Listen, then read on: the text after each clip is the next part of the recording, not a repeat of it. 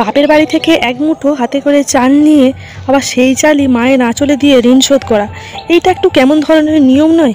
আচ্ছা সত্যি কথা বলুন তো, মা বাবার ঋণ কি শোধ করা যায়? বিশেষ করে মায়ের ঋণ শোধ করা যায় না। আর সেইটারই প্রতিবাদ করলো ফিমুল, বলল এরকম রিচুয়ালসের দরকার নেই, মায়ের ঋণ কখনোই শোধ করতে নেই। আর ঋণ যদি শোধ করা যেত তাহলে তো সবাই শোধ করেই দিত। শুরু হয় পুতুলের আশীর্বাদ। পুতুল শ্বশুর বাড়ি যাবে বলে কথা, তাকে আশীর্বাদ করে পাঠানো হয়। কাকিমা যায় আশীর্বাদ করতে, পাড়ার কাকিমা জেঠিমা যারা সবাই আসে তারাই আসে আশীর্বাদ করতে। এইদিকে তারা যখন পুতুলের হাতে টাকা দিতে যায় তখন পুতুল বলে, আমি তো আবার দোকানেও যেতে পারি না যে নিজে কিছু কিনে খাবো, এই টাকাগুলো বরঞ্চ তোমরাই রাখো, কারণ তোমাদের সবার বয়স হয়েছে, কিছু একটা খেতে মন গেলে আর গেলে আমি তো এখন থাকবো না, তোমাদের কে কে এনে দেবে, তাহলে তোমরা নিজেদের খরচ নিজেরা করো। এই কথা বলাতেই ফিরথ তার পকেট থেকে টাকা বের করে, সেটা পুতুলের হাতে দেয়, বলে তুমি তোমাকে যারা আশীর্বাদ করবে তুমি তাদেরকে দাও, আর বলো তুমি তো থাকবে না, তোমার কথা নাম করে কিছু কিনে খেতে, তাহলে তোমার ভালো লাগবে।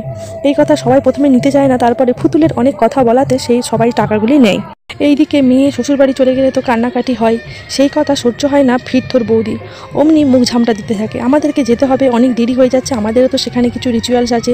তখন কাকিমা বলে যে আজকের দিনটায় আর কিছু বলো না, আজকে এমনি সবার মন মেজাজ খারাপ, মেয়েটা চলে যাবে, তারপর তোমার এই কথাগুলো একদম শুনতে ভালো লাগছে না, আমাদের মেয়েটাকে একটু যত্ন করে রেখো, মেয়েটা খুব ভালো আর খুব দুঃখী মেয়ে। পুতুলের আশীর্বাদ শেষ হয়, ফিপাশা বৌদিরা পুতুলকে ধরে তুলে দেয়, গাড়িতে যাবার জন্য তৈরি হয়, তখনই ফিমুলকে ধরে আবার পুতুল কাঁদতে শুরু করে, বলে বউ তুই যাবি তো, তুই যাবি তো আমার শ্বশুরবাড়ি কালকে?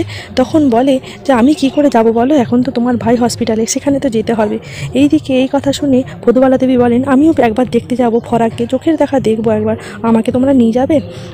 ফিপাশা বৌদিরা বলে হ্যাঁ অবশ্যই নিয়ে যাবো, তোমার ছোটো ছেলে তো আর তোমাকে নিয়ে যাবে না, আমরাই নিয়ে যাব, কি আর করব। ফদুবালা দেবী বলেন, সবই জানি গো বৌমারা, সবই জানি, সবই আমার গব্যের দোষ, আমি কি আর এরকম ছেলে জানলে জন্ম দিতুম। তারপরেই পুতুলের বিদায় হয়ে যায়।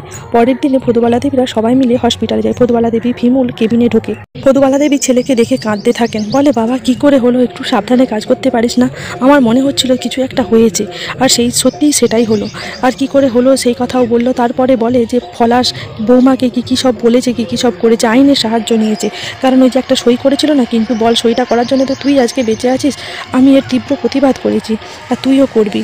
আর দিদির বিয়েটা কেমন হয়েছে সেটা ফরাক জানতে চায়।